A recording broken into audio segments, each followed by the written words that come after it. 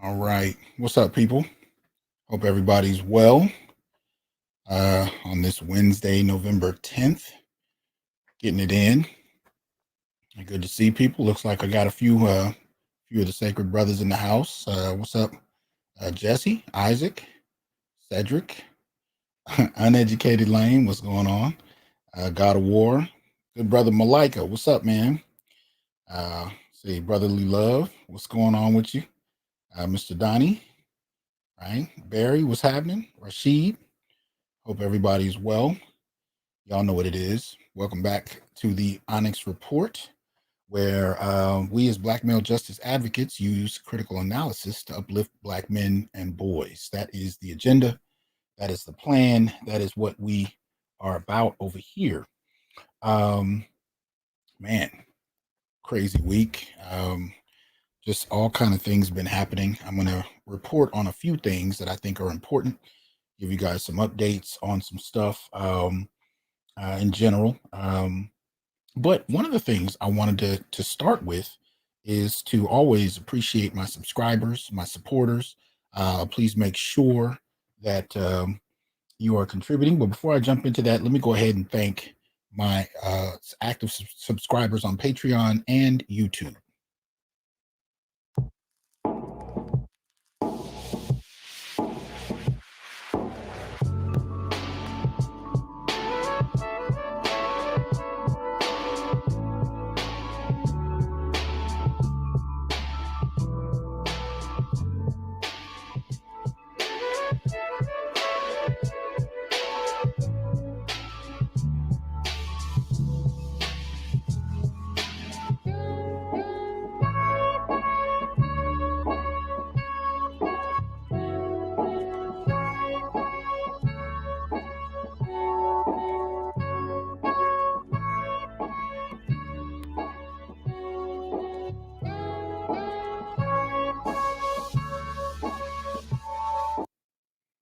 All right. Shout out to my subscribers.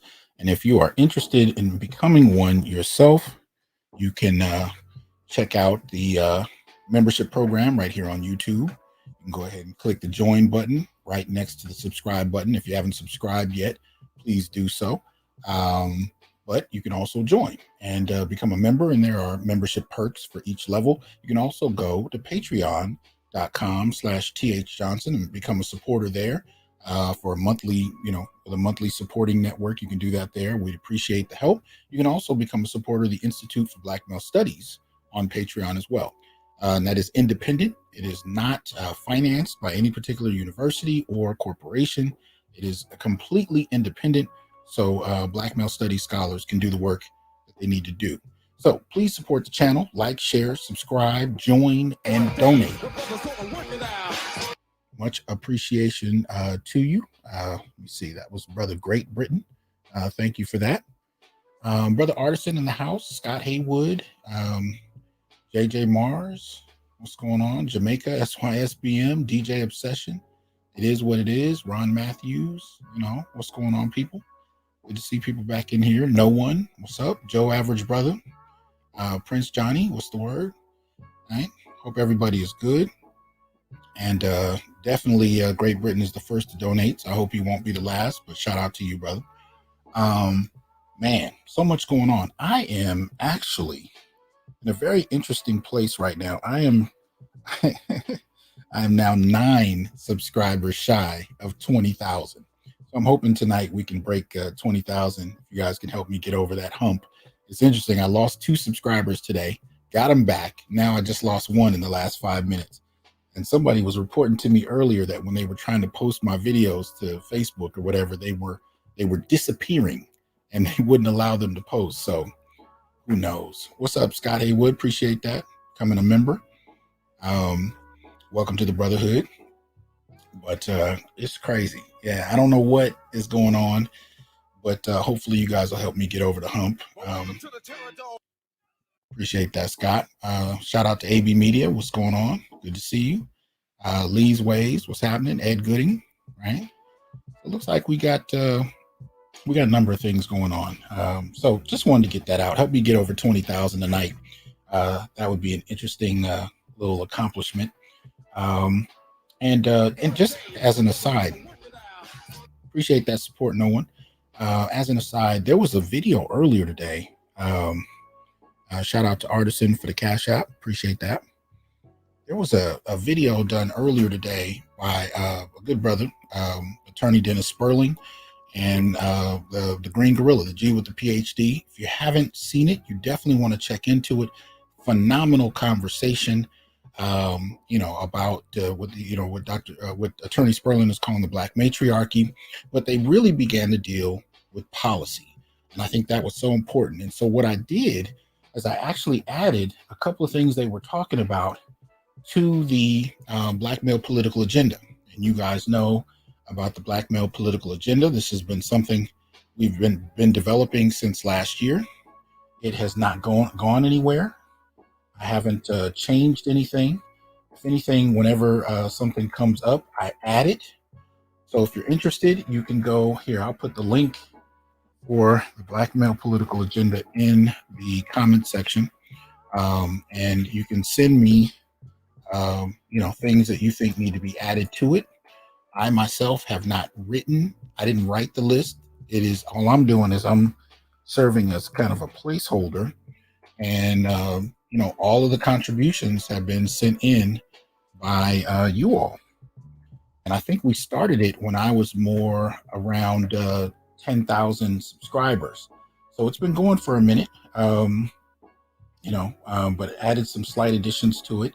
Nevertheless, you can see some of the policy suggestions black men have. And this started because during election season, when they were really out there caping for black votes, one of the things they did is that, they knew they had black women's votes. As soon as Kamala was VP, they didn't even really stress it. And you had black women trying to recruit people. Appreciate that support, pay well daily. Black women were running around trying to get people to vote for Biden. It is what it is. And I noticed that there was a moment where Biden was actually interested in courting the black male vote. And so there were a couple of little online panels that people put together. They call them barbershop discussions or whatever, kind of colloquial ideas about, black men, like the only time we can talk is at the barbershop, which I know isn't the case anymore because every barbershop I've even walked into in the last 10 years is now a salon as well as a barbershop. So that's a whole different conversation. But anyway, one of the things we saw, MLR, appreciate that generous support. Thank you. Dropped in with the 50. Much appreciated. Durante Swing, appreciate that support, sir. Thank you. We're see, this is interesting. I've lost another member, so I'm down 10 from 20,000. I don't know what YouTube is doing, but this is funny. Anyway, what's up, Dr. Thunder? Good to see you in here, man. YouTube is playing with people, man. They try to keep me shadow banned. Anyway, so this is funny. Anyway, so there, these online discussions about what black males want politically. And one of the things I found interesting is I couldn't find a list anywhere of policies targeted at black men for black men. It was interesting because in the black community, one of the things we do is, we talk about blackness in this kind of general way.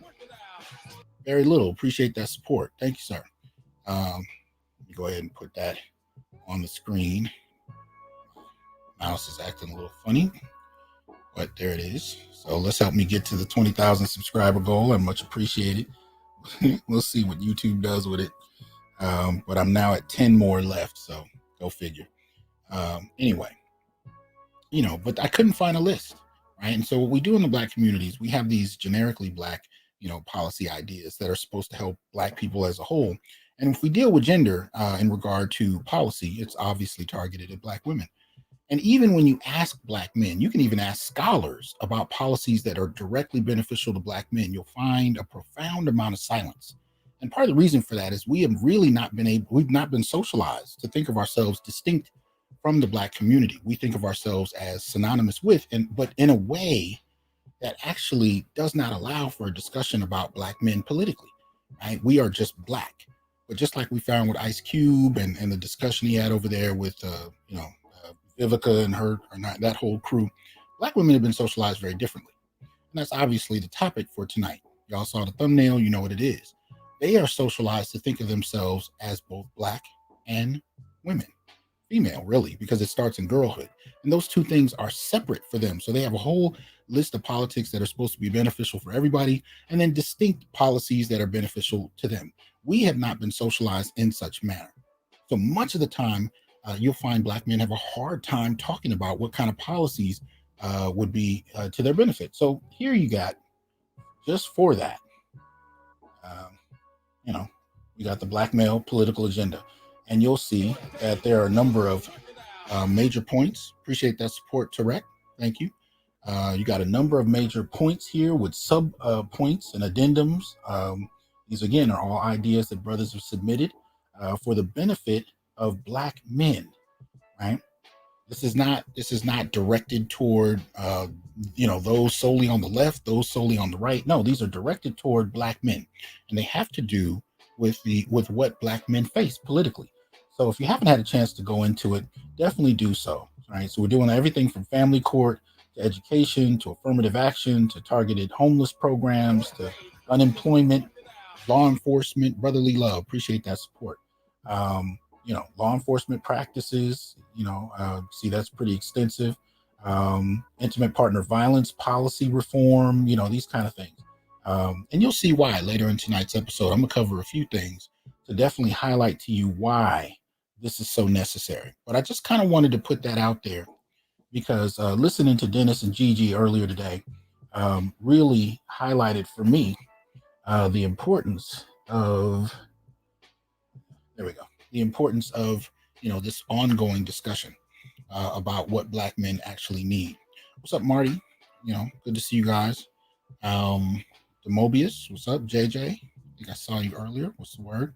So anyway, that's kind of what I wanted to kind of kick off with, just to shout them out and remind you guys to contribute to the Black male political agenda. And that does not mean you have to contribute money, but it can mean you contribute ideas beneficial for the upliftment of Black men and boys. And there's no way that whether you are formally advocating for the advancement of the community or just Black men, at either way, policy has to become part of that discussion. So hopefully you will join us in that and help us kind of push forward. And Attorney Sperling was in Attorney Sperling forum. He was giving ideas with a legal basis, but also a personal background to help explain why it's important, what needs to happen. And he was talking most particularly about child support. So as I said, I added it to the Onyx Report. So you can check into that and you'll see it in the first couple of, bullet points, his contribution. So anyway, appreciate that. Right. Okay. So y'all know what we do here. We celebrate Black men. And we do that first before we delve into some of the more hard stuff, some of the more difficult stuff. I got a camera set up. I got cameras all around my house set up. So I'm waiting for my son to get in so I can make sure he's doing his homework. I want him thinking that because Dad's on the show, I can't see what's up. But anyway, so let me go ahead and let's start with celebration. This good brother here, this is Adrian Carter. He's a Facebook friend, and he is up for his final dissertation defense. And I just wanted to shout him out and wish him well, especially because his work is dealing with the upliftment of Black males, right? So as you can see, his dissertation is entitled Strangers in the Classroom, a Study of Black Males, Curriculum Bias and Protracted Identity Conflict in Public Schools. And if I understood correctly, he's looking specifically at middle schools. And this is the type of scholarship that we definitely need. We need the types of scholars who are courageous enough to speak on Black men and boys, but are strategic enough to make sure that they have the kind of support they need. And I am sitting on several PhD committees just trying to make sure brothers get through. I can't tell you in the last 10 years how many graduate students have reached out to me to tell me how much their own committee is plotting against them when they decide to do work in regard to Black men. And ironically enough, it's not white committee members that are giving them problems. It's not other Black male faculty members giving them problems. They're lucky if they have any at all. And most that I've talked to haven't had a Black male committee person or faculty person that they've had an opportunity to take classes with, let alone deal with data on Black men. Unfortunately, much of the time, the people who are calling me are reaching out to me about Black women in positions of authority who resent that the topic and the information being covered is on Black men. And I can tell you myself, I had a committee member who I greatly respect, but at that time, she let me know she would not even sit on my dissertation if it wasn't focused on Black women. So at the time, I was dealing with this concept I was developing called icon construction, and the foremost figure I used was Assata Shakur. I don't regret that. I always had respect for Assata, but I didn't like the way it was put to me, because I was actually going to do three people initially. I was going to do Assata, I was going to do Nelson Mandela, and I was going to do Tupac, just to talk about this idea I had about icon construction. Anyway, I'm not going to go into details about it, but that's the kind of dynamic that a lot of graduate students are finding themselves grappling with if they're interested in researching Black men and boys. And if they are allowed to do so, and they're still able to get support from some of the Black women mentors who are willing to serve on their committee, some of the kind of things they're running against are not only topical in terms of what they're allowed to research, but also in terms of the paradigm they're supposed to use. They are required to use a feminist paradigm, a Black feminist paradigm, right? Rather than explore other dynamics, whether it be Black masculinism in and of itself, or a general Black male studies approach. And if you delve into the works of myself or Dr. Tommy Curry, you'll find that some of these young men are up for a good degree of resistance. So there's a strategy that one has to take when navigating these things. I see you, Dr. Thunder. You spy on your son too. I hear you. It is what it is. We got to do what we got to do to get them through.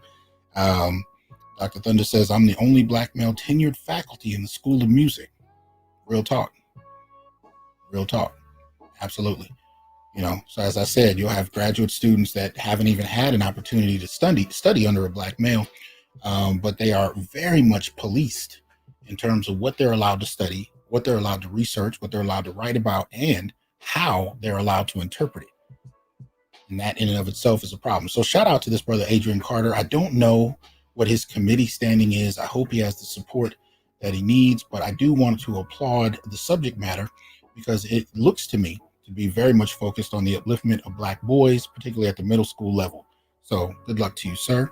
Holla if you need anything. Now,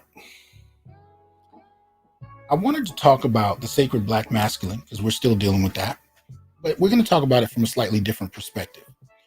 These are two people that I've probably known, oh my goodness, nearly 30 years, might be 30 years. And I actually met the woman in the image before I met the male. So let me back this up a little bit.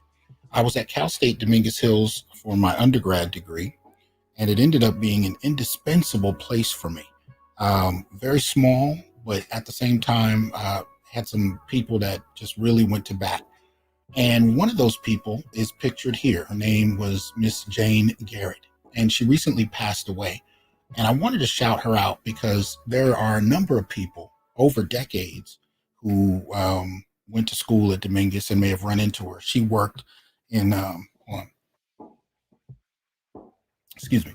she worked in one of the main offices for student uplift trio programs, Summer Bridge.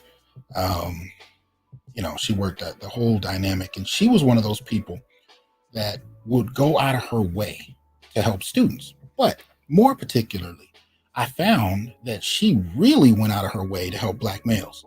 She would sit me down and explain to me the graduation rates.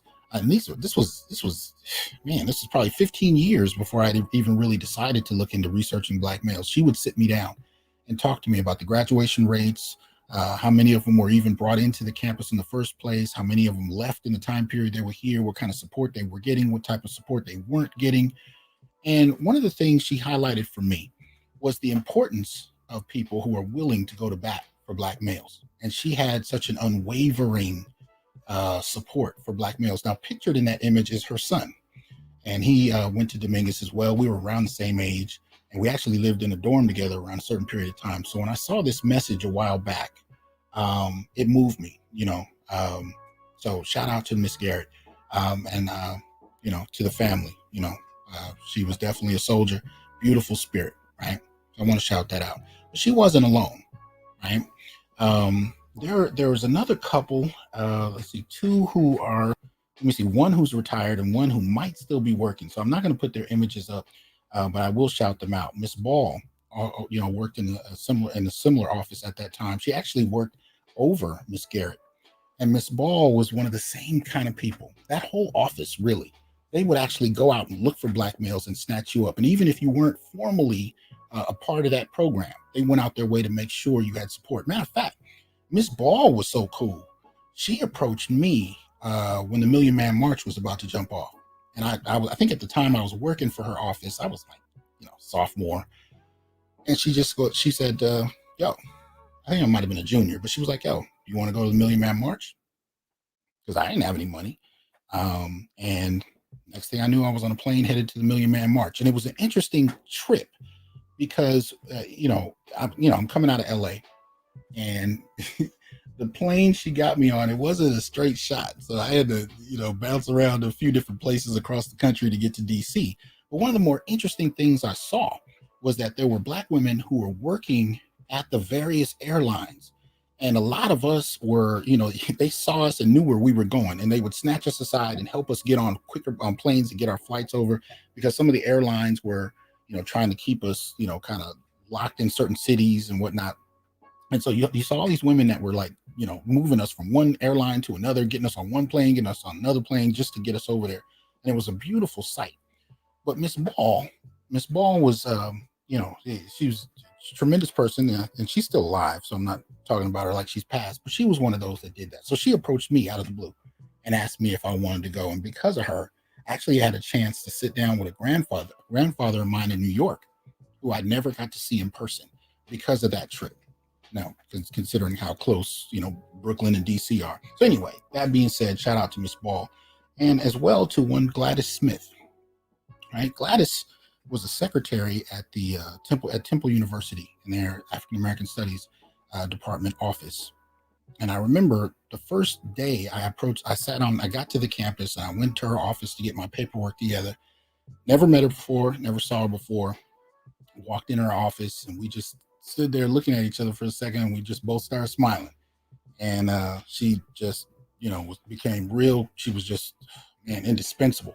And we're still good friends to this day. Elder that I greatly respect. She's of course retired.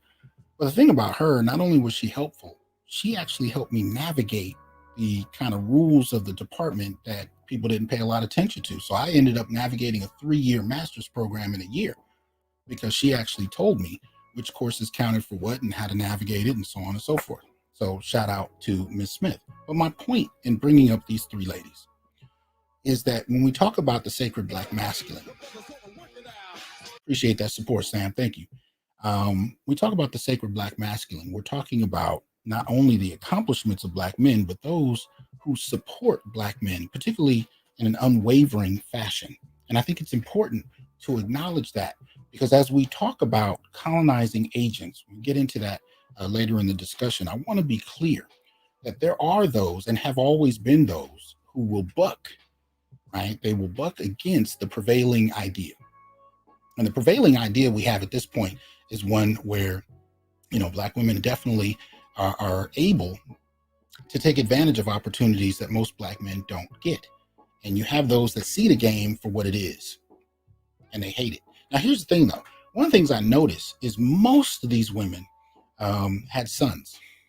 Not all, but most did. And I think that's an important feature, because you're talking about people who have someone in their life that is a direct reminder that Black men are human.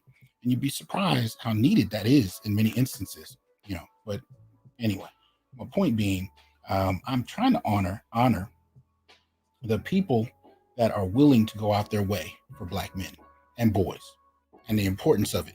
And you can talk about that in elementary school, middle school, high school, college level. You'll find people, sporadically, where they are, and you can identify them by their work, by what they do, not according to the policies and laws of the office they work in, but what they do to go out of their way to make sure they bring help to those who need it most. And most often, that tends to be Black males. I mean, that is if you are paying attention. So shout out to those ladies, and most particular, rest in peace, Miss Garrett. All right. All right. Now we got some special shout outs. And this covers some pretty important issues that are going on right now, especially in regard to health. I'm sure some of you have seen this. Hold on, let me move some things around here so I can see them a little easier. Bear with me one moment.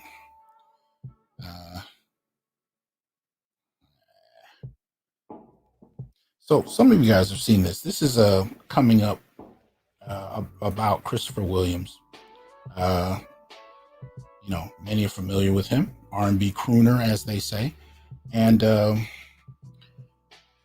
there's a piece that came out on essence.com entitled Rep denies that Christopher Williams is in a coma after Al B. Sure reveals status on social media. So what's going on? I'm not really sure. But his cousin, Christopher Williams' cousin, Al B. Sure, said that, Christopher Williams is in a coma. And he asked for prayers for support. But the message has come out that he's supposedly not in one, but is resting in stable condition. So there's no further clarification. We're waiting to find out what's going on. This piece, in essence, is dated today. So there's still, we're still waiting for information to come about in and of itself. But apparently, Al B. Sure had shared some shocking news with his fans regarding the medical issues for the 80s R&B singer, whose real name is Albert. Al B. Sure's real name is Albert Joseph Brown III.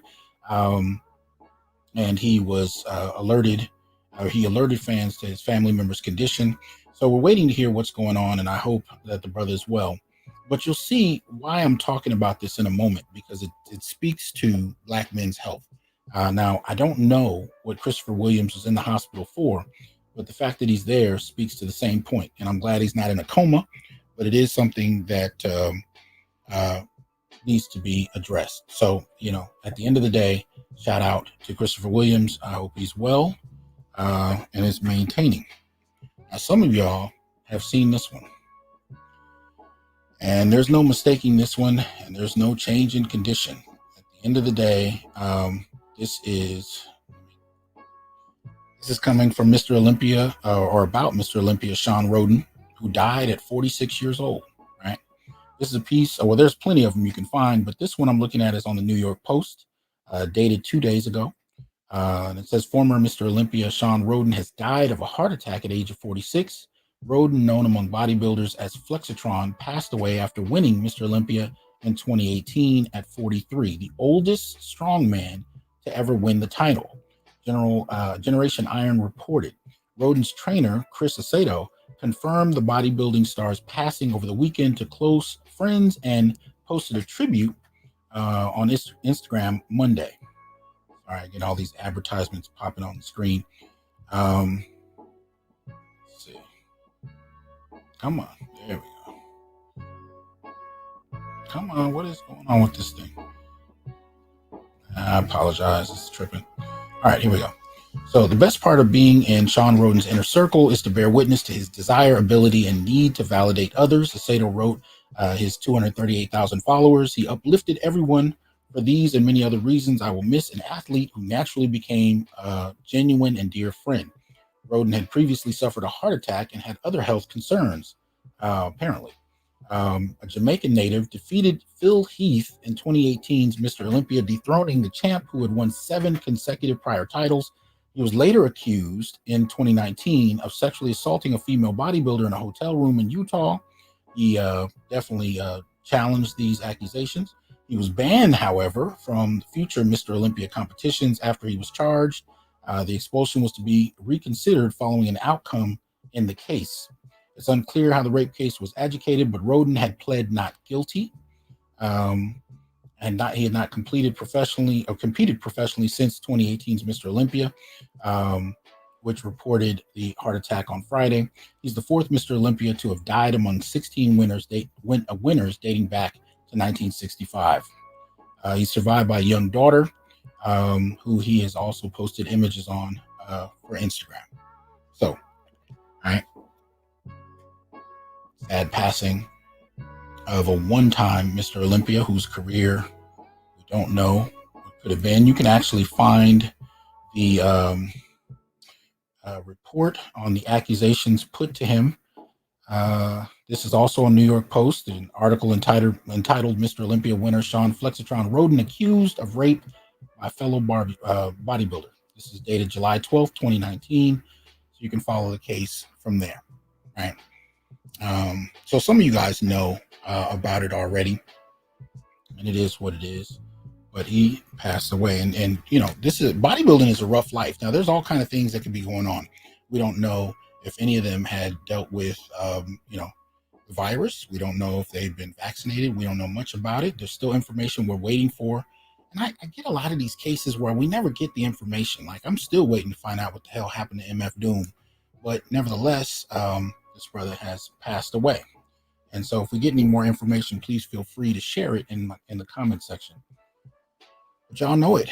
Some of you guys have been following this. You have another bodybuilder here, right? Cali Muscle, right? In hospital following heart attack. He thought was heartburn a day after Sean Roden's death, right? Now, bodybuilding is something my father used to do, and it was one of the ways we used to bond when I was 6, 7 years old. You know, he would take me to the gym in Cali, and we would just, man, and those guys were huge in the early 80s.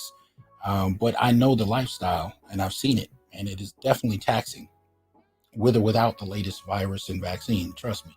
And we're not even talking about whether these guys were using, various substances to help advance their careers, which in and of itself can be life-threatening.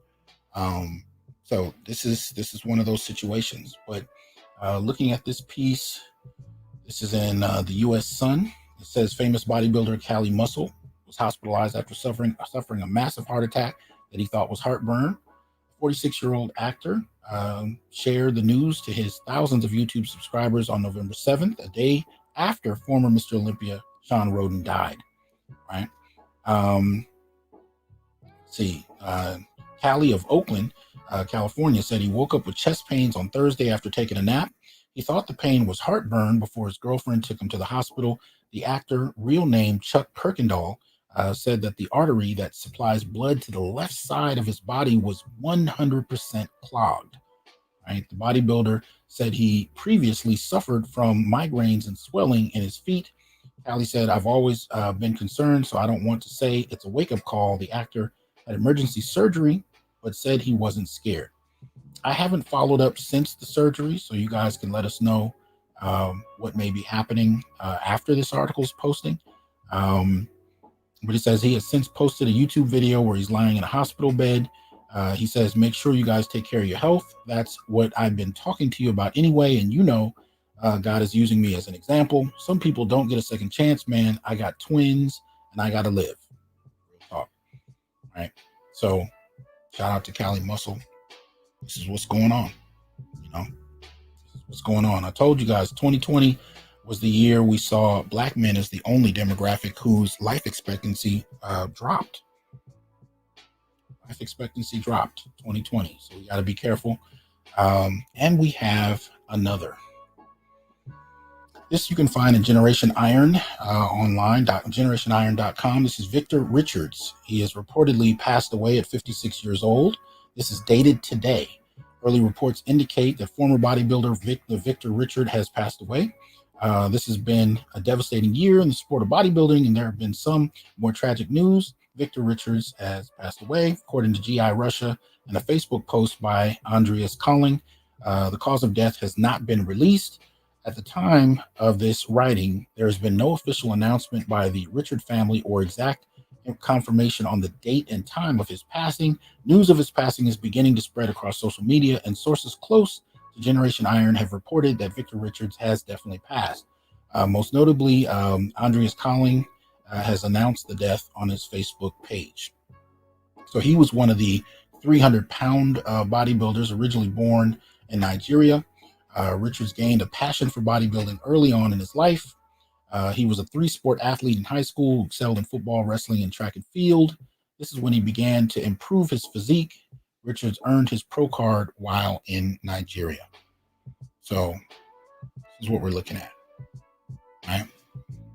Brothers passing away at an extremely young age. So we need to definitely be more careful.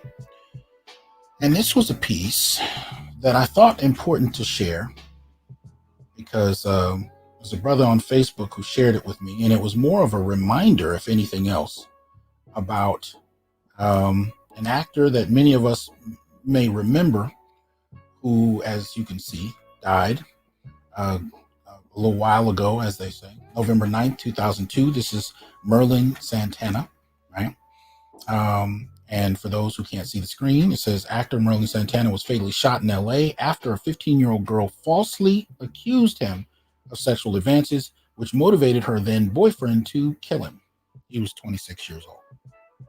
Right? So we're acknowledging Mr. Santana on the anniversary of his passing. But I did find a little more information on that. So it says on November 9th, 2002, Santana was murdered while sitting in a car in Los Angeles.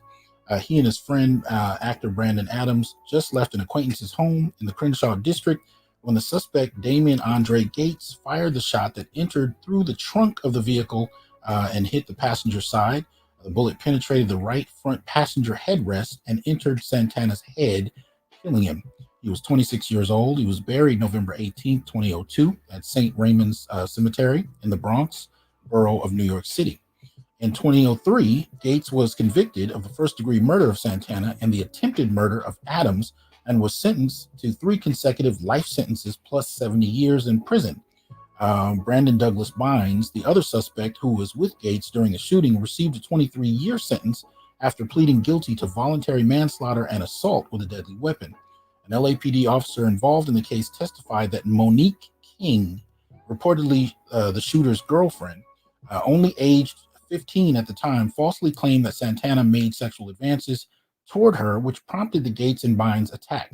In January 2004, King was found guilty of second-degree murder and attempted murder, but acquitted on 2 murder charges, receiving 10 years in juvenile custody as a result of Santana's death.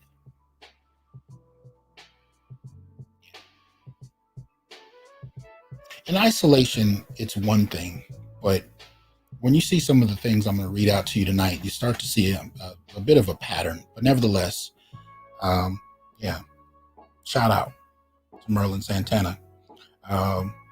Talented young man, career aspirations. We don't know what he could have evolved into, but he was on track. So sad to hear. Yeah. And blessings to his family.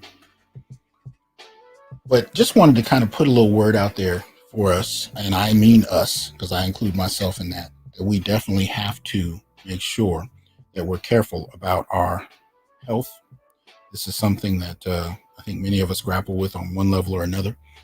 So I hope that we can all kind of improve. And I think, the last year, a lot of people being at home has only, exacerbated certain issues, a lot of sedentary, behavior, and it is what it is. So we got to be careful, fellas. We definitely got to be careful. So it is what it is. Now, let's get to the topic. So we're talking about our Black women colonizing agents. And you guys know in the last show, I read a couple of pieces that Dr. Tommy Curry wrote that helped us kind of analyze the nature of gender and how it's been conceptualized, particularly in the United States, but also in Europe in the last 150 odd years, and looking at the impact of those practices.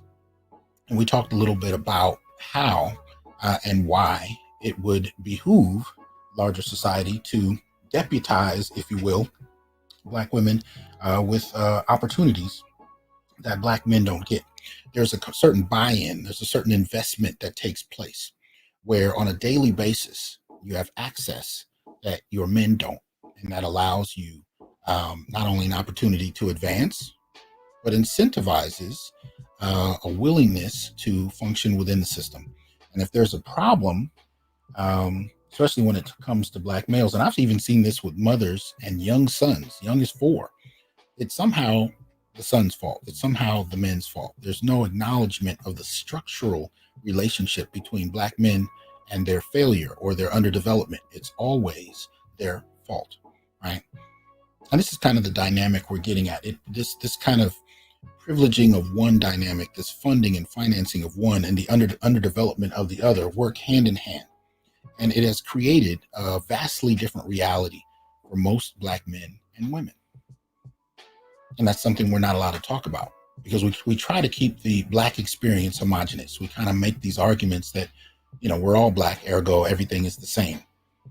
But I think one of the things that's been happening in the last decade is Black men are actually starting to speak out against the difference in their experiences and how it is not always a shared experience and it doesn't always lead to the same things.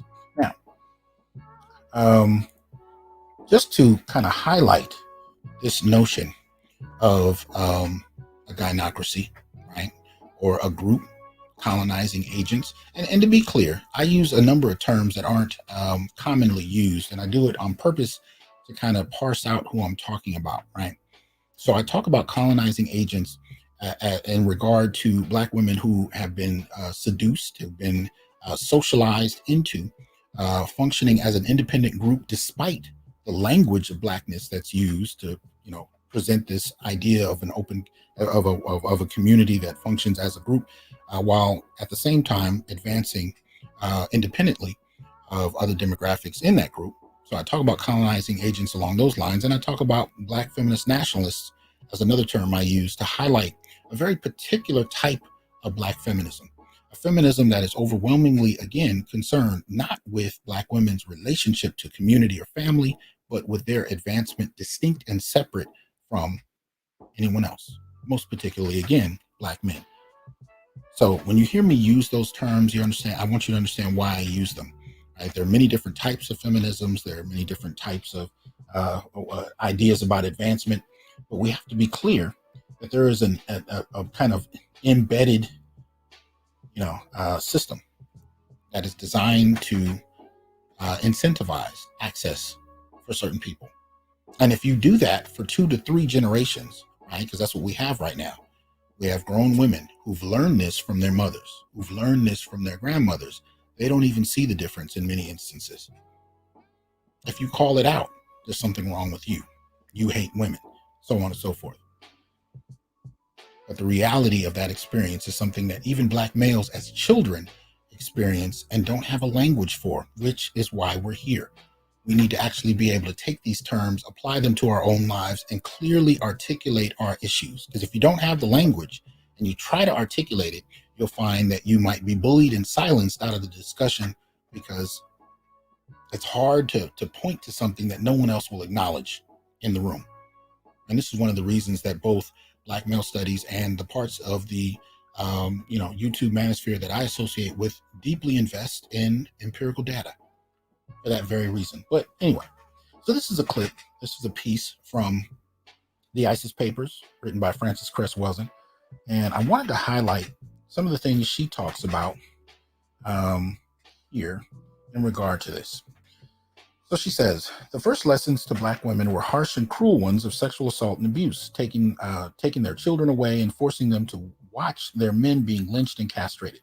But then these harsh lessons were followed by milder treatment of Black women as compared to Black men. Black women were given extra food, money, clothing, and other gifts for their special personal favors to the masters. They were rewarded for correctly teaching their children to conform to the master's wishes, as well as for telling their men to calm down and be patient so that they too could be rewarded. Perhaps we, Black women, really became seduced by the illusion of power, being so close to white males.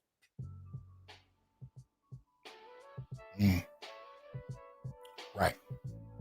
We have told ourselves that these behaviors were survival tactics, and the only way we could have come this far, but as our survival increasingly is becoming threatened, we are forced to wonder if we have been mistaken in our analysis and our strategy. But again, there is something to be learned from our African past, and we must never forget that those who do not learn from history, their whole story, are bound to repeat it. So one of the reasons I post this quote is because when I say that Black men and women have different experiences, there's always an argument. There's always a disagreement. But here's the thing about colonizing agents in a gynocracy. Usually they have a very different tone when another woman says it. So I'm giving you this quote so that you can use this in a discussion to make sure your point is heard. Because sometimes when a man says it, it's irrelevant. But when another woman says it, now it's given cause for pause. And this has happened before. This happens in my classrooms. I give lectures. When I deal with gender in my courses, I cover feminism, womanism, masculinisms. I deal with it from Black perspectives, from Africana perspectives. I deal even with Western European perspectives. But when I cover these, especially when I get to like womanism, my Black feminist students dismiss it. So what I started to do is I started bringing in colleagues Black women who will talk about womanism. One of the things I find would happen is when I would talk about it, it would be an argument all day. When Black women would come in and advocate for womanism and the differences between it and feminism, right? And there's a lot of different subtexts you can look into, but one of the general differences, at least in certain womanist ideas, is that they frame their identity in the context of family and community and not as distinct separate entities as women. They identify themselves and their womanhood in the context of their families, and they regard the race issue to take priority over just their gender, right? But when I would have Black women come in and make those points, my Black female students would be silent. And it was interesting to me. So I give you this with the same kind of framework. This is not just something that Black men are recognizing and acknowledging. It's not. It's not. It's been acknowledged by those that people may not think about. This is another section. Let's see. Okay, so I'll read the bottom paragraph. This is still Frances Cress Welsing, the ISIS Papers. White males understood that they needed white women as well as Black women to help them achieve and maintain this power relationship.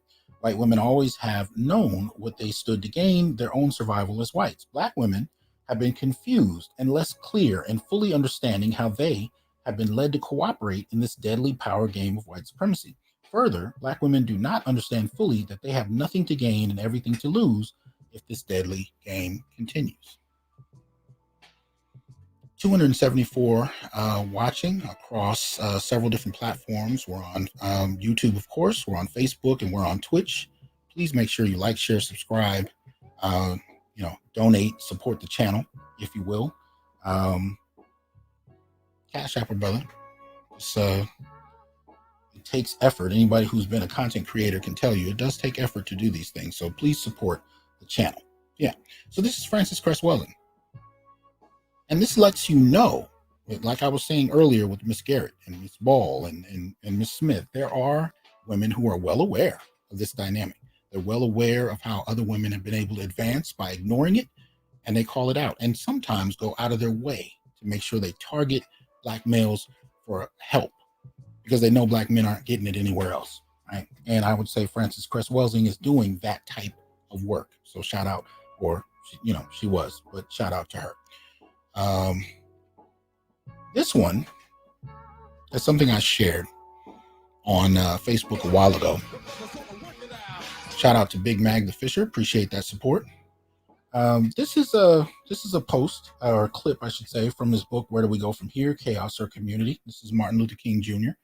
And I want to read a section or two. There's actually two separate sections where he, talks about some dynamics I think you guys will find interesting. It reads, because the institution of marriage has been illegal under slavery and because of the indiscriminate sex relations, often with their white masters, mothers could identify their children, but frequently not their children's fathers. Moreover, the women, being more generally in the house and charged with the care of the white master's children, were more often exposed to some education and had a sense, though minimal, of personal worth. Hence, a matriarchy had early developed. After slavery, it persisted because in the cities, there was more employment for women than for men. Though both were unskilled, the women could be used in domestic service at low wages. The woman became the support of the household, and the matriarchy was reinforced. The Negro male existed in a largely in a larger society dominated by men, but he was subordinated to women in his own society. The quest of the Negro male for employment was always frustrating. If he lacked skill, he was only occasionally wanted because such employment as he could find had little regularity and even less remuneration. It continues. If he had a skill, he also had his black skin, and discrimination locked doors against him. In the competition for scarce jobs, he was a loser because he was born that way. His rage and torment were frequently turned inward because if they gained outward expression, their consequences could be fatal. The Negro father became resigned to hopelessness, and he communicated this to his children. Some men, unable to contain the emotional storms, struck out at those who would be least likely to destroy them. They beat their wives and their children in order to protest the social injustice, and the tragedy was that none of them understood why the violence exploded. Right? This is 1967, Martin Luther King. So when we talk about a gynocracy, understand this is an idea. Shout out D-Rock, appreciate the support. This is an idea that goes back. I mean, you can really go back to E. Franklin Frazier, but the idea has been around, and yet it's not had any traction. And the reason it hasn't had any traction is because Black men are not allowed to talk about it. We're supposed to state and acknowledge that the Black experience is a homogenous experience, except when it comes to women and LGBTs. Men are somehow privileged in this system because they have penises, essentially, and thus are considered part of a patriarchy that they're supposed to have some kind of access to, but nobody's really proven that. It's just been easy to say, and nobody says anything against it for fear of repercussion. But nevertheless, the idea identifying the existence of a gynocracy, and some refer to it as a matriarchy, right? We call it a gynocracy because in essence, we identify it as really a kind of female patriarchy in the Black community. And it's not in and of itself an organic, natural thing, right? It doesn't come about because women are just inherently stronger.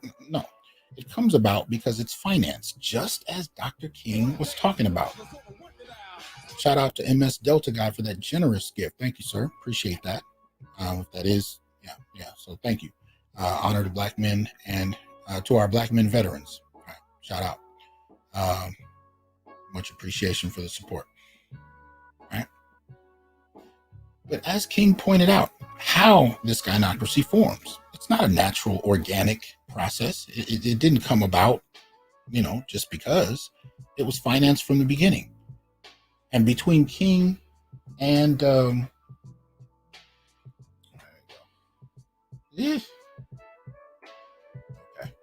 between King and Francis Cress Welsing, right? Remember ISIS papers, and remember where do we go from here?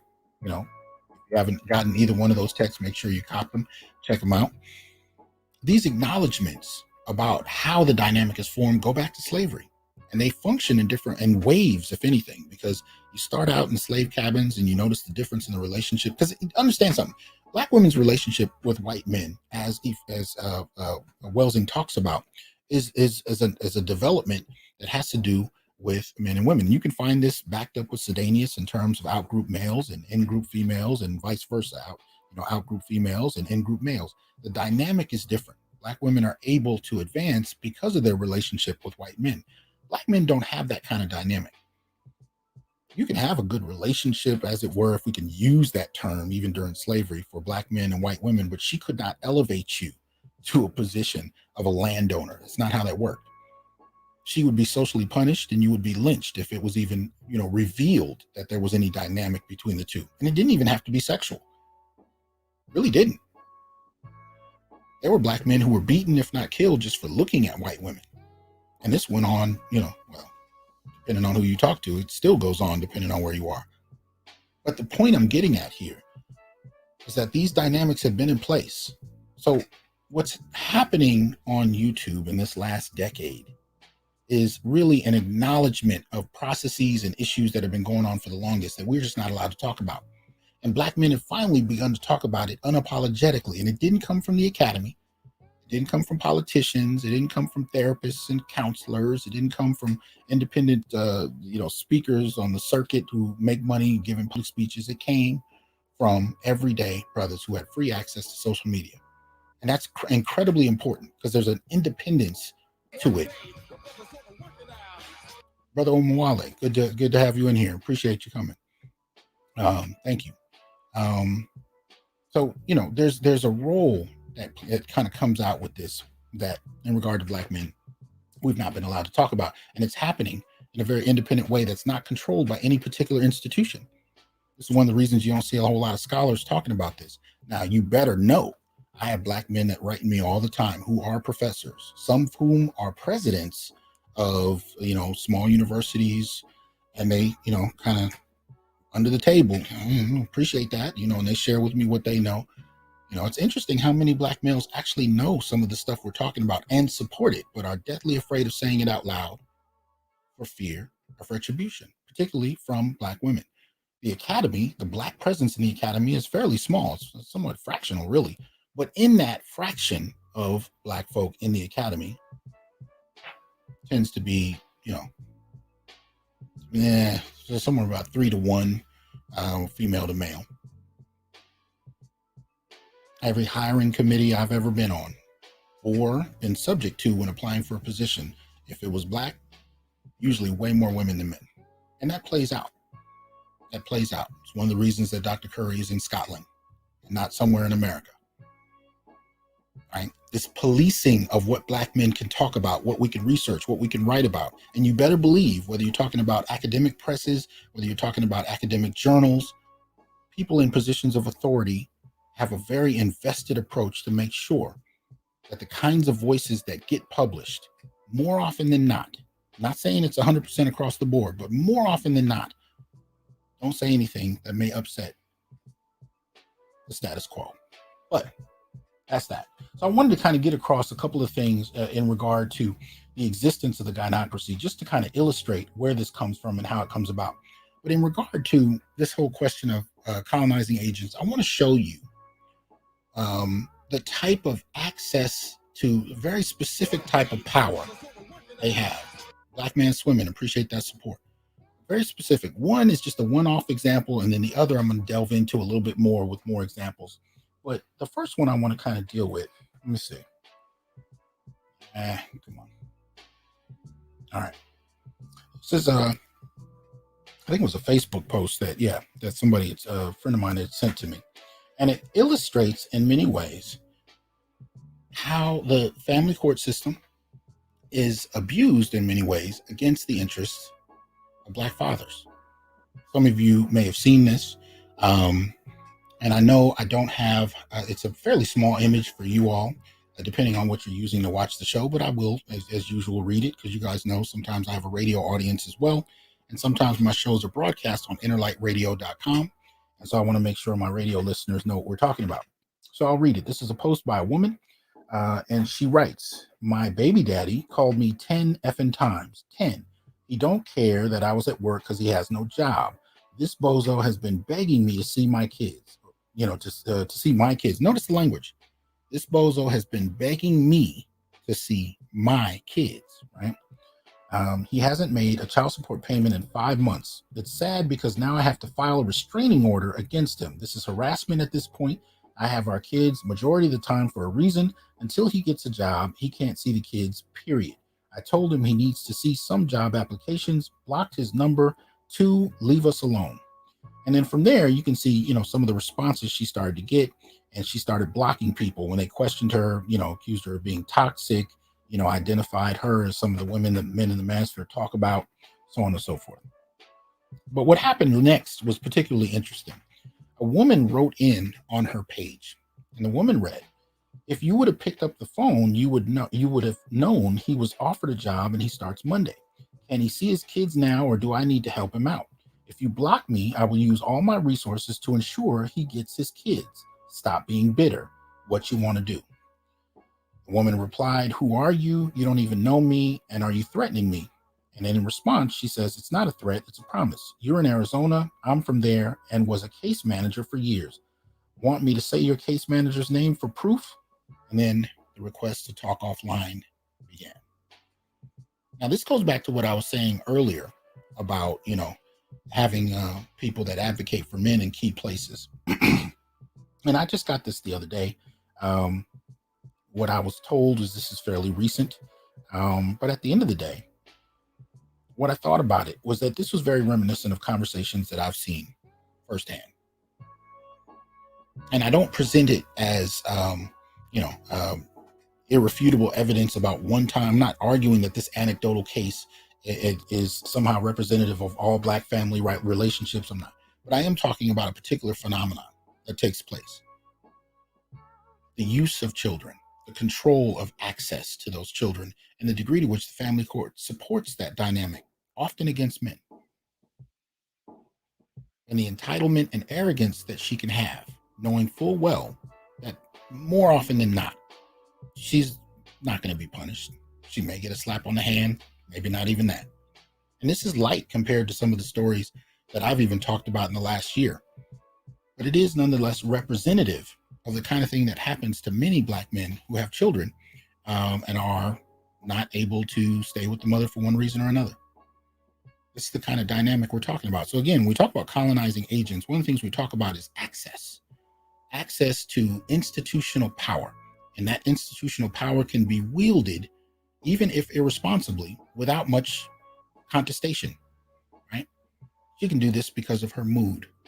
She can do this because of how she feels in a given moment. She can do this out of revenge for him moving on. She can do this for any reason she wants. And in this instance, you have a perfect stranger, all accounts, suggesting, who steps in. That's what we're looking at. Right? Yeah, artisan ransom. Absolutely.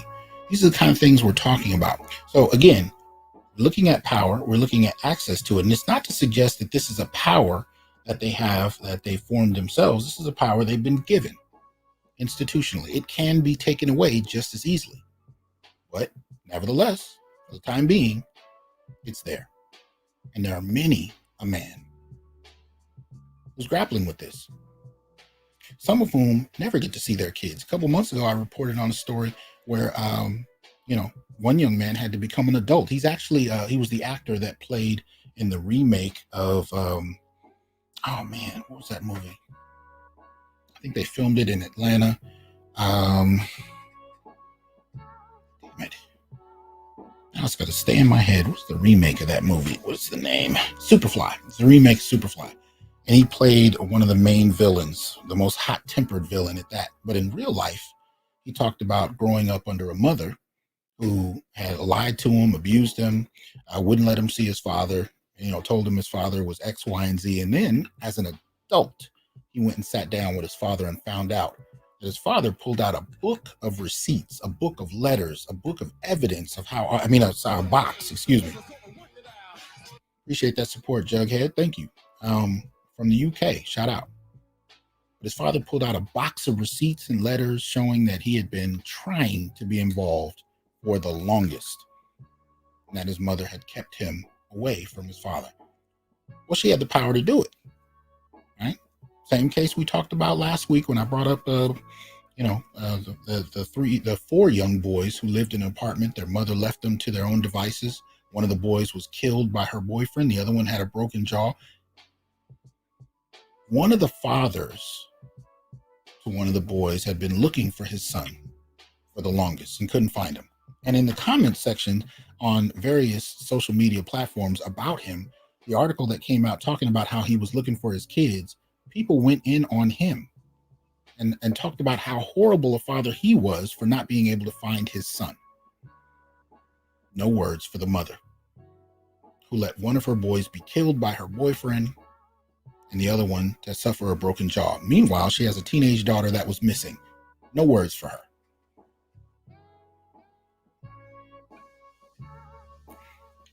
Right?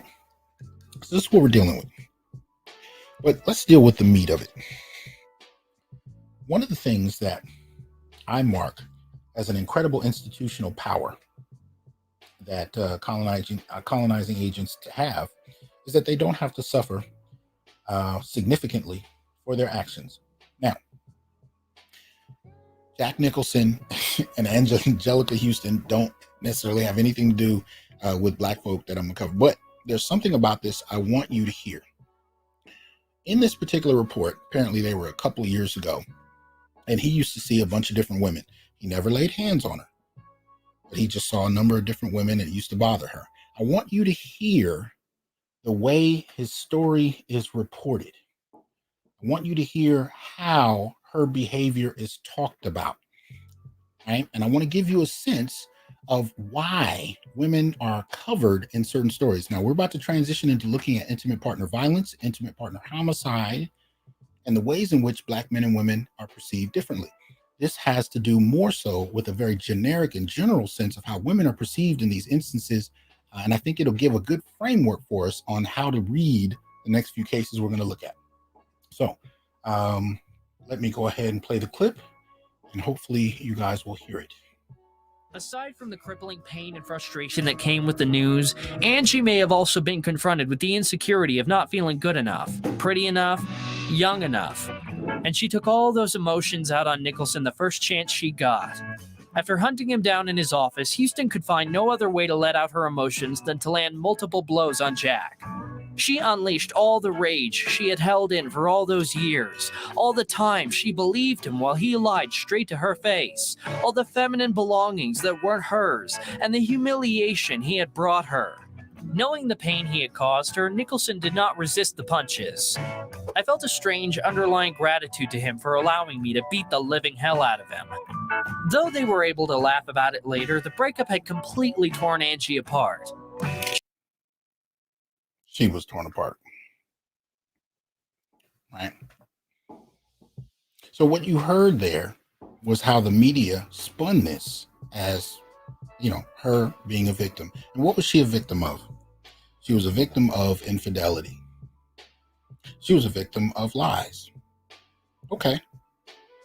But again, if we reverse that dynamic and a man finds out that his woman has been cheating on him over and over and over again, does he have license to beat the crap out of her?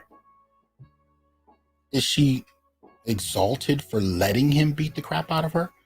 Does he stay out of jail for beating the crap out of her? There was no mention of incarceration. There was no mention of arrest.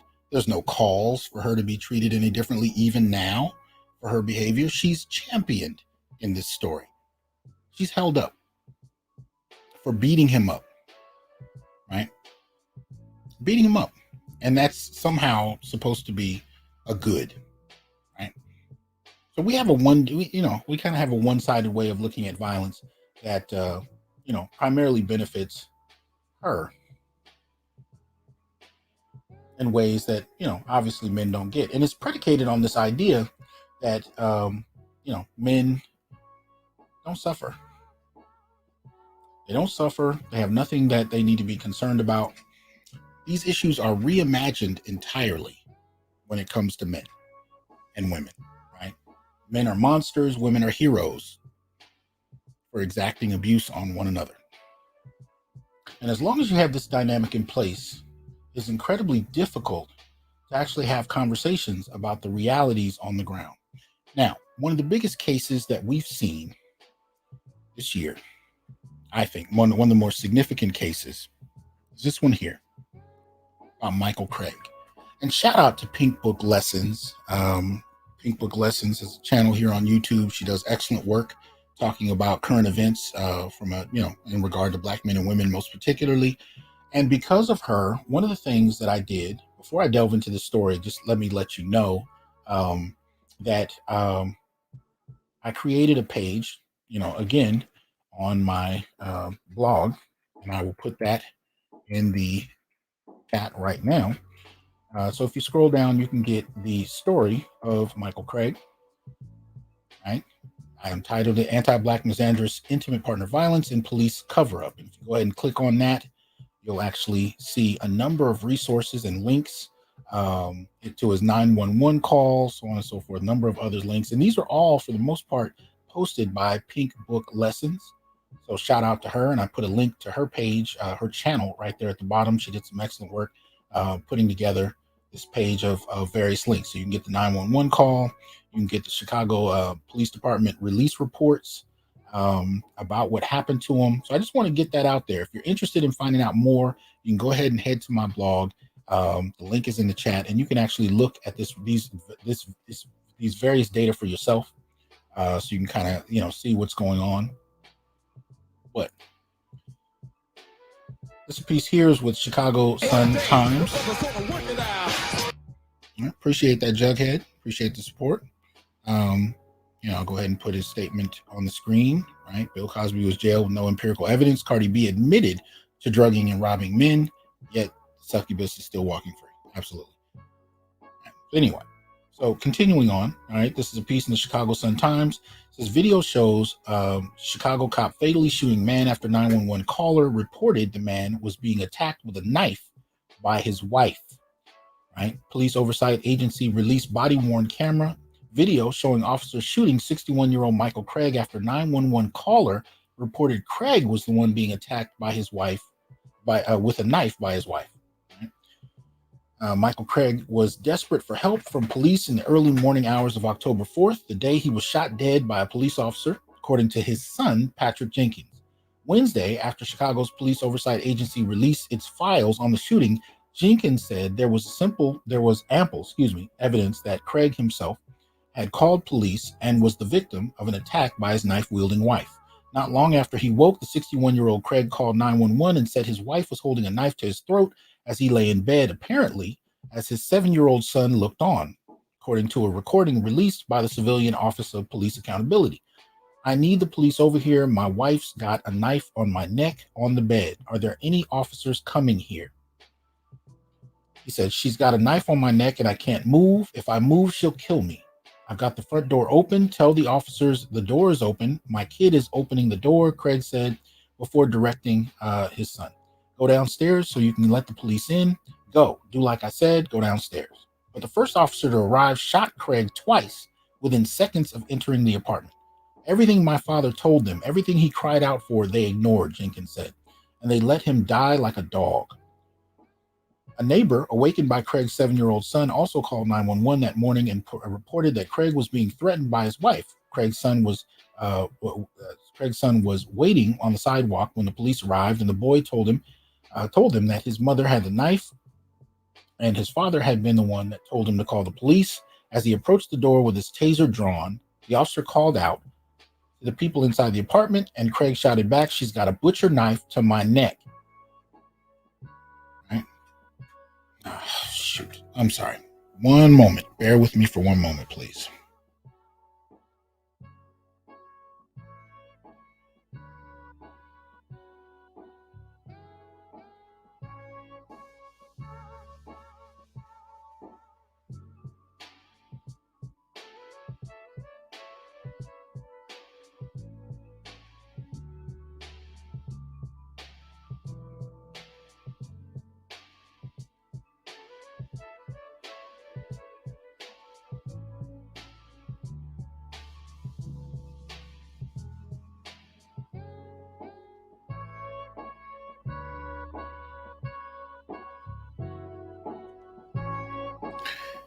All right.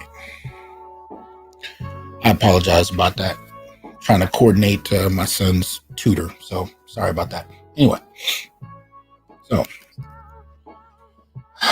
man, there's a scream from inside the apartment. The officer switches to the taser to his left hand and draws his pistol. And an instant after crossing the threshold, he fires both weapons at Craig as he and his wife dart across a narrow, half-dark hallway. Stepping closer as Craig and his wife both lay on the floor, the officer fires the second shot at Craig as the man tries to sit up. Every bit of evidence police had on the way to the scene, the statements by Craig himself, point to him being the victim, but he fires those shots with no hesitation, said Michael Oppenheimer, an attorney for Craig's family, on Wednesday. Moments later, a second officer standing behind the officer who shot Craig asks, "Who had the knife?" The officer replies, "He did. He was poking her with it." Right? And this speaks to the kind of general perspective on black men as being the threat. So this is how stereotype threat and the idea that black men are inherently violent play into how institutions respond, especially in terms of intimate partner violence kind of settings. In this respect, nobody imagined that she might be a threat, even though he articulated that by calling it. It continues. He was stabbing her with it, the officer asked. The officer repeatedly asked the woman where she was cut or if she was hurt, but she gives no response. Right? Oppenheimer and Craig's family reviewed the video with COPA staff on Tuesday. He said it did not appear clear that Craig was holding a knife as the officer opened fire. Right? There was no sign that he was holding a knife. It was on the floor behind him, closer to her, Oppenheimer said, adding that Craig had been stabbed at least 4 times while Craig's wife was unhurt. He was the victim here, and they knew it. They made him a victim again. The day after the shooting, Deputy Chief Rahman Mohammed told reporters that officers were dispatched to Craig's address after getting a call about a domestic disturbance between a man and a woman.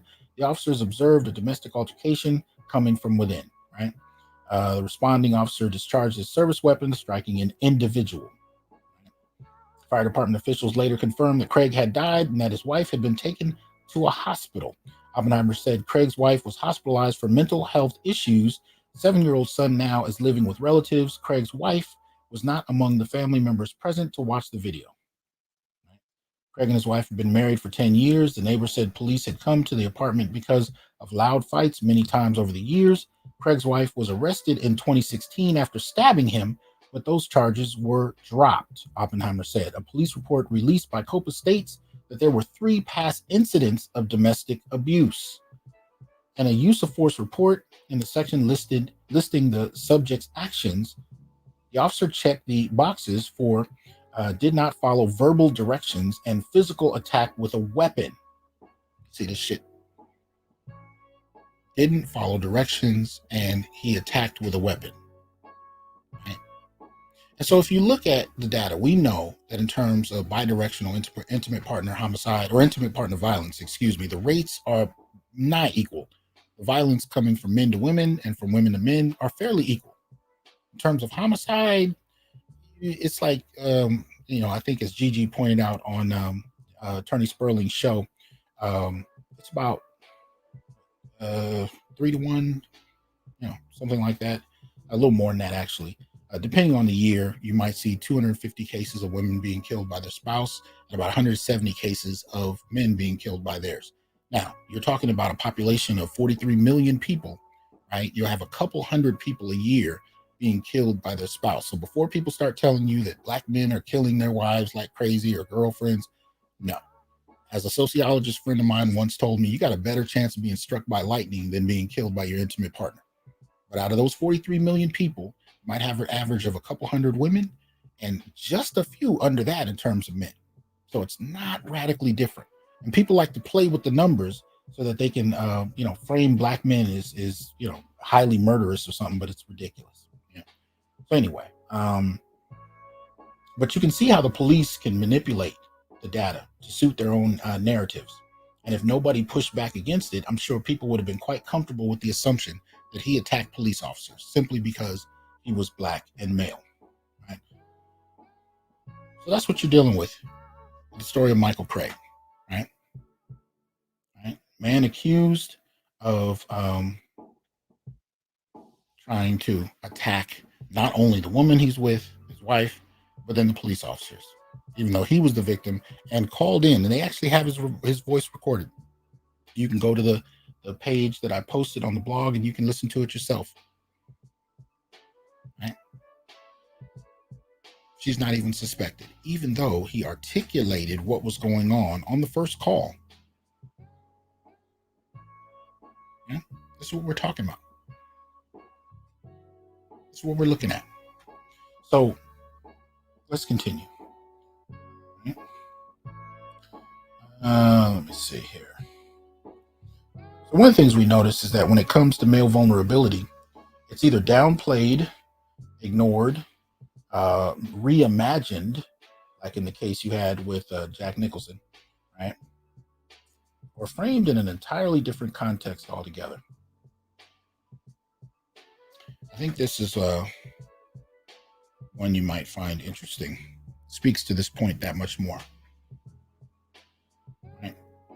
This is something you can find on Fox 5, DC.com. And it's based on an article entitled Loudoun County School Counselor Accused of Having, wait for it, Indecent Liberties with a Student. Now, why am I, posting this?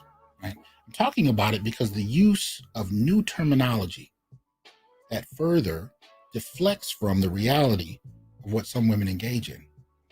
And this kind of language, the implication of this language may mean that women get to skirt the law that much more. We already know that men are sentenced 65% more for the same crimes that women commit, both sides commit, but men get longer sentences.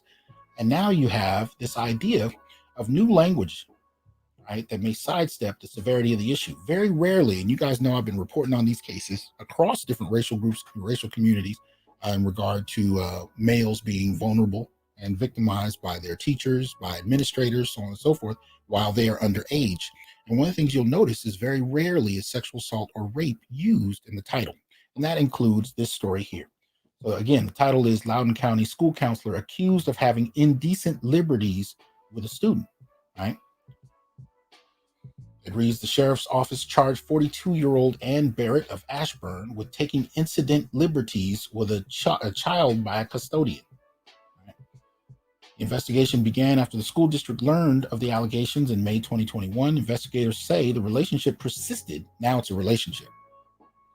Persisted between 2013 and 2015 when the victim was a student at Freedom High School, where Barrett served as a school counselor. Barrett was released from the Loudoun County Adult Detention Center on $10,000 secure bond. That's all the story says.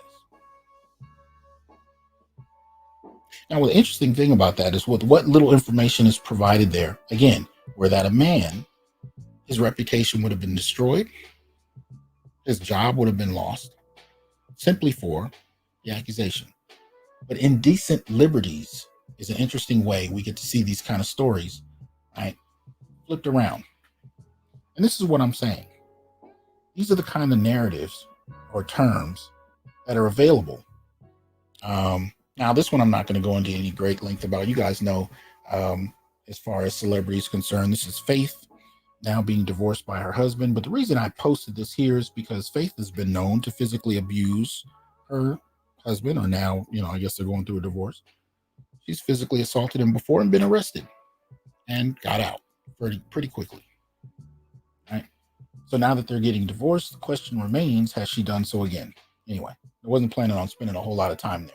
But I'm going through a number of cases just to kind of highlight for you some of the realities of the difference between black men and black women in particular, but women and men in general. Jaron, Uncle Funk, appreciate that support. Thank you very much. Right. So here we have a case of something else that I think you guys might find interesting if you haven't run across it already. 59-year-old woman shot and killed her 32-year-old live-in former boyfriend.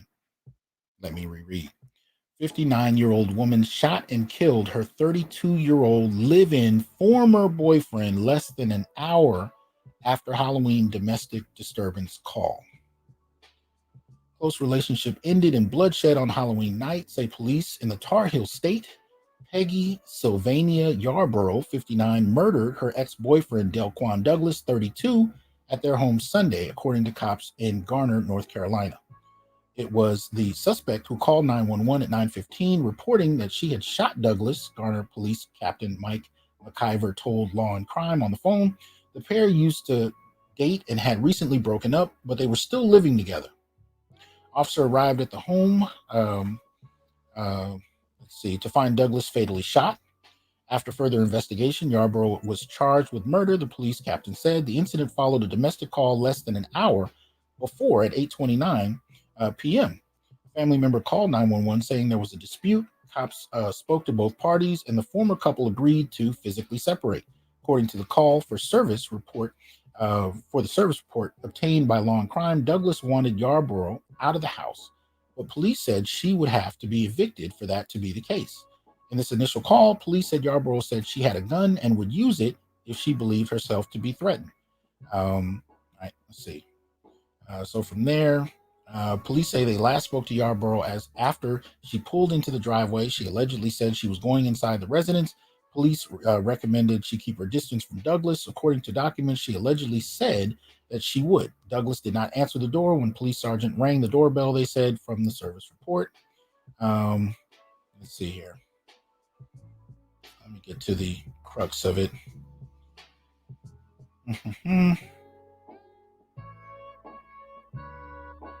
Okay, hold on.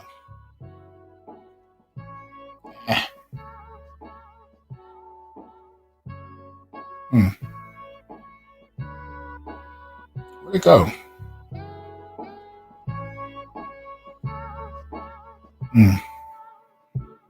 So the police had been there before the actual killing.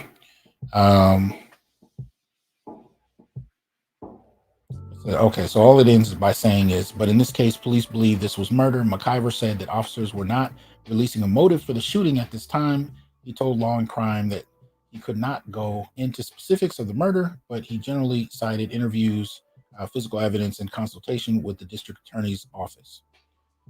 So she was actually charged with murder, and it'll be interesting to see if she gets out. Right? So this is what we're looking at. So again, you can tell who has power, or at least who has been granted power, based on what level of accountability they have, even to the law, right? Now, this one here, you can find this one on ABC Local News, ABC 24. I think this is localmemphis.com. Wife convicted in husband's 2016 murder. Ringing cell phone led to his body in tub in the attic. Right? 43-year-old Latasha Starks Twiley was convicted of first-degree murder in the death of 47-year-old Waddell Twiley. This is Memphis, Tennessee. This article was updated November 5th of this year. Shelby County DA's office said Friday a jury took just over a quarter of an hour to convict a Parkway Village woman for the murder of her husband, whose ringing cell phone led investigators to his body in a plastic tub in the attic of their home in 2016. 43-year-old Latasha Starks Twiley was convicted of first-degree murder in the death of 47-year-old Waddell. The conviction carries a sentence of life in prison. We will see if she has to serve it. Prosecutors said Waddell was reported missing June 18, 2016. His vehicle was still parked in the driveway at the home, and his wallet and other belongings were also in the home. Investigators said the couple's 11-year-old son called his dad's cell phone. Thank you for the support, Jughead. As well as A.O. Evans. Appreciate that support. Anyway, it says the 11-year-old son called his dad's cell phone and heard it ring through an upstairs wall with no answer. They said Latasha claimed to not know where her husband was and told them a hole she was digging in the backyard was for a garden. Right? The DA's office said the son asked neighbors to call police, who also called the phone and heard it ring inside a crawl space behind a padlocked door in a closet. Inside the crawl space, investigators found the victim's body in concrete in a plastic tub covered with clothes, dirt, cigarettes, and debris.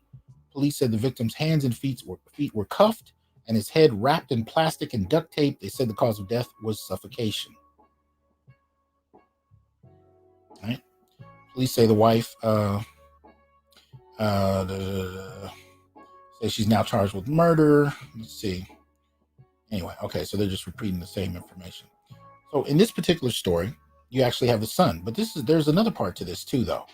All right, so Local 24 has also learned that she was a registered sex offender who tried to kill the 13-year-old boy she had sex with. A look into her past shows Starks Twiley has spent the last 10 years on the registered sex offenders list. In 2006, she pleaded guilty to aggravated statutory rape and aggravated assault, according to the police affidavit. She claimed the 13-year-old boy raped her, so she shot him in his back as he slept.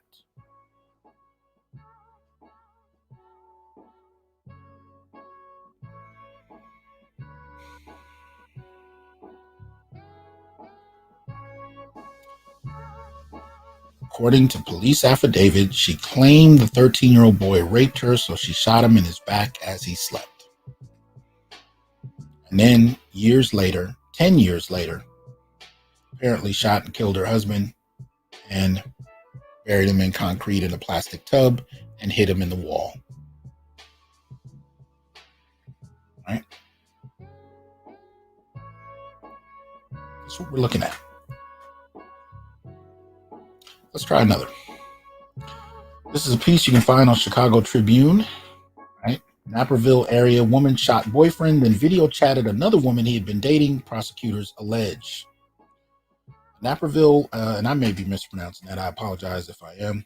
A Naperville area woman allegedly shot her boyfriend, then video chatted with a woman he had been dating while the victim bled on the floor in the background. Page County prosecutor said Sunday. Rose Lagrone, 34, faces attempted murder and other charges. She appeared during Sunday morning's video bond court call at the DuPage, County Jail, sitting in a wheelchair and frequently keeping her face lowered during the hearing. She's accused of shooting her boyfriend around 2:15 p.m. Friday during an argument over his relationship with another woman. Lagrone contacted that woman through a video chat feature on social media while her boyfriend was on the floor in the background in what appeared to be a pool of blood. 27-year-old man was shot once, and the bullet went through his arm and lodged in his spine. The man, who was on a ventilator, remains hospitalized, and tests were being conducted Sunday to determine if there was any brain activity. Mendel said charges against Lagrone could be upgraded to murder if her boyfriend does not survive. On October 30th, Lagrone learned that her boyfriend was having a relationship with another woman. The court argued that the couple argued over that relationship on Friday, and the victim attempted to pack his bags to move out of the town home in the 25 Wu block of Keswick Lane in unincorporated DuPage County near Naperville. Lagrone told DuPage County Sheriff's investigators that her gun went off accidentally. Right? However, Mendel said Lagrone used her boyfriend's Facebook page to contact the other woman through the live video chat. The video, which does not include audio, appeared to show the victim on the ground, a pool of blood, and speaking. The video also shows someone off screen believed to be Lagrone kicking the man at least twice. Lagrone, who has 4 children, ages 14, 13, 10, and 6, called a relative after the shooting and told them to come pick up her children, who were outside in a car. She said, "You have to come get the kids now. I'm going to jail for the rest of my life." 4 children heard arguing throughout the day, but did not hear a gunshot. She said Lagrone allegedly put the children in the car as the couple were arguing. Police recovered the weapon used in the shooting, along with one spent shell case and another unspent round. Lagrone is being held on $1.5 million bond and could face life in prison if found guilty of attempted murder. She is also charged with aggravated battery. Appreciate that, K-Ron. Appreciate the support. Yeah.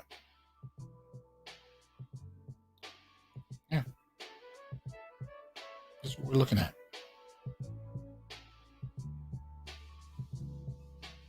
All right.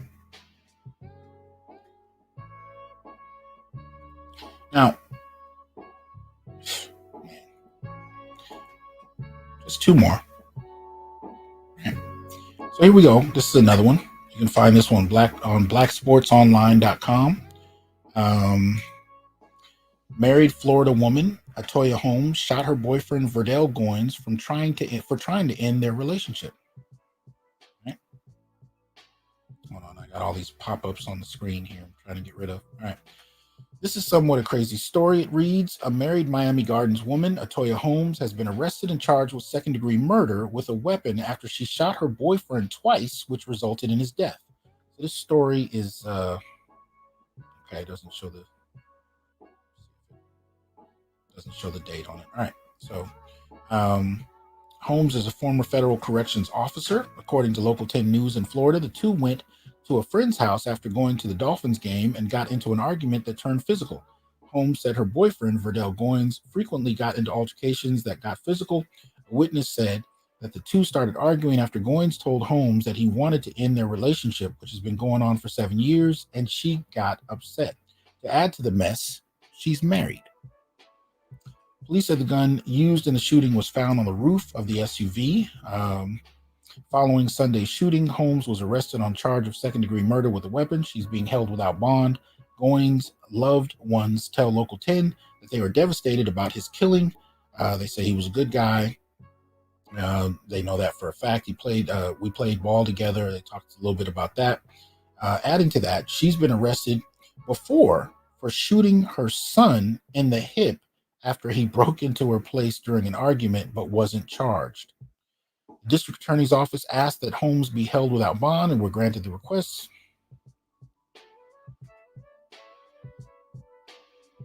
I've actually reported on a number of cases in the last year of men being shot for breaking up with women. So apparently this woman is already married, shot her boyfriend, and had previously shot her son. Interesting.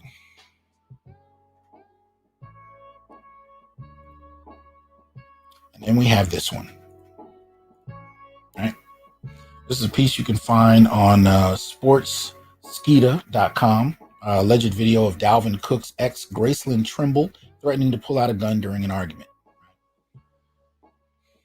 This one is a mess. The biggest news on Tuesday night was NFL star and Minnesota Vikings running back Dalvin Cook being accused of assault, battery, and false imprisonment by ex-girlfriend Gracelyn Trimble, a sergeant in the U.S. Army. According to the Star Tribune of Minnesota, Trimble filed a lawsuit on Tuesday alleging physical and emotional abuse.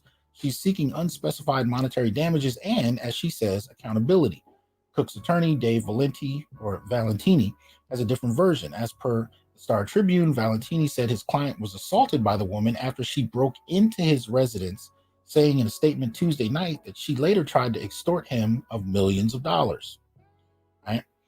Alleged video shows Trimble threatening to pull her gun at Dalvin Cook. Video released by Black Sports Online on Tuesday allegedly shows Trimble threatening to pull her gun at Cook. Black Sports Online also reports that she states that she did grab a gun, but it was for protection. Whatever happened the next day, Cook told her or took her to the airport, and they continued to hook up. Eventually, they broke up. Black Uru, what's up, man? Appreciate the support. Let's see. Yeah, Black Uru says it's almost as if a dormant nationwide destroy black men switch has been activated. It's real, and we've been seeing these since last summer, especially more often. But again, a lot of these stories tend to be downplayed. So whether this is an uptick or whether this has actually been happening is a whole nother question. Let me see. Okay, so it says whatever happened the next day, Cook took her to the airport. They continued to hook up. Eventually, they broke up, and that is when she decided to sue him. Right. Trimble claims she suffered a concussion and was left with a scar on her face. Cook, on the other hand, accuses Trimble of extortion and says that he was the victim of domestic abuse. According to his agent, Zach Hiller, there's current litigation on the matter, and the league is also investigating Cook's actions. Okay, so here's another kind of breakdown of what happened. On the evening of November 19, 2020, U.S. Military Sergeant First Class Gracelyn Trimble broke into the home of Dalvin Cook and assaulted him and his two house guests. Sergeant Trimble and her attorneys are now attempting to extort him for millions of dollars. While Mr. Cook and Sergeant Trimble had a short-term relationship over several months, she became emotionally abusive, physically aggressive, and confrontational, and repeatedly attempted to provoke Mr. Cook. Sergeant Trimble damaged his vehicle on at least 2 occasions, assaulted him, and attempted to stop him from seeing other women. The state of Minnesota applies the Castle Doctrine as it pertains to self-defense, which means when an intruder enters your home, you have the right to defend yourself and your family or guests. The right to self-defense includes the use of deadly force based on the nature of the perceived threat. Almost a year ago, on November 19, 2020, Sergeant Trimble unlawfully and without the consent or knowledge of Mr. Cook, entered his residence in Inver Grove Heights. Sergeant Trimble gained entry into Mr. Cook's residence with a stolen garage door opener. Upon entry into the residence, she immediately and without provocation physically assaulted Mr. Cook, punched him directly, and maced him directly in the eyes, and then maced his 2 house guests. While Mr. Cook was trying to alleviate the burning of his eyes from the mace, Sergeant Trimble sprayed a second round of mace in his face and then proceeded to arm herself with a firearm. She forced Mr. Cook and his guests at gunpoint to remain in the residence for the next several hours. During the hostage situation, she tried to again assault a female guest of Mr. Cook, and when Mr. Cook tried to stop the attack, she was knocked to the ground and suffered a small cut above her nose. These facts are confirmed by at least 2 independent witnesses based on information. Sergeant Trimble has prior history of violence, including repeated instances of criminal damage to Mr. Cook's property. Yeah. Now, another story I read suggested that she was married. This is what we're looking at. So why do I bring up all these cases? Simple question. If you reverse the gender in these cases, how many of these men would have even made it alive to a jail cell? How many of them would spend much more time in jail? And how much evidence do we have that any of these women will serve the amount of time that's even being discussed? So what I'm getting at here is that if you've been socialized in such a manner where, as far as you're concerned, there are no repercussions for your actions, not in any serious way, and you can pretty much do what you want, especially when it comes to abusing and attacking Black men, whether completely innocent or whether they hurt your feelings because they were seeing someone else. What kind of outlook does that put? What kind of outlook is developed amongst a group that suffer no repercussions for what they do, particularly to their own men? Right? It's the question to be asked. Case after case after case, killing and abuse. And for the most part, even if these stories do make it to the air, they're usually downplayed.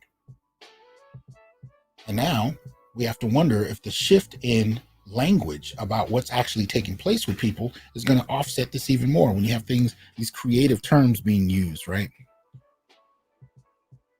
Terms that we've never actually heard before, like incident liberties, right? These are the kind of ways that people escape accountability. But that's the crux of the point. Black men have had to be accountable. We haven't had a choice.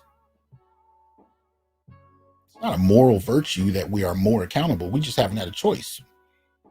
We're arrested for things that we haven't done, let alone hyper incarcerated for whatever has been done. But that's a one-sided dynamic.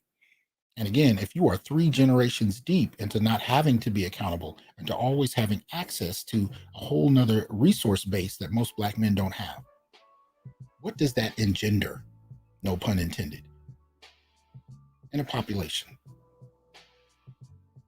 How do the dynamics work? What plays out? Right? This is what we're looking at. These are the questions that Black men are being forced to ask, because at a certain point, there's got to be a limit to this. There's got to be a limit. Because if you can be killed arbitrarily or shot, you guys know I've talked about a number of cases in the last year, and the ones that particularly stick out in my mind are 2 cases of 2 men who were shot by their girlfriends last summer for breaking up with them. And one gentleman didn't even get out the hospital yet by the time she hit the pavement. She was arrested and got out. He was still in the hospital, suffering from a bullet wound, when he walked in and caught her cheating. And all he did was want to break up. See, these are the kind of things I'm looking at. And if this is how the whole demographic has been socialized, to fundamentally understand that they really don't have any widespread accountability and that they can pretty much do what they want to Black men, what does that create? Appreciate the support, Uneducated Lane. Right? So this is what I'm trying to get a hold of, and what we're trying to find language to explain. Because it ain't like the situations are necessarily new, but we have been seeing what seems to be an uptick in violence. And yet, very little defense of Black men. Damn, Black Guru dropping it. You're either going to have to be willing to risk serious prison time or leave the country. Well, that is one of the responses that some brothers are having. Right? And I'm not at all arguing that this is going to happen to everybody.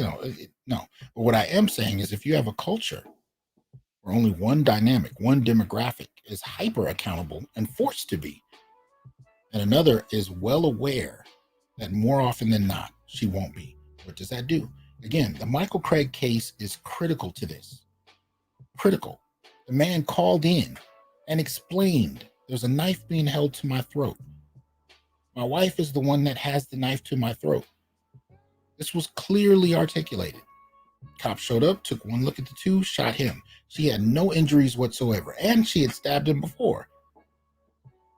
They took her to a mental facility because after they took her to the hospital, she wasn't hurt.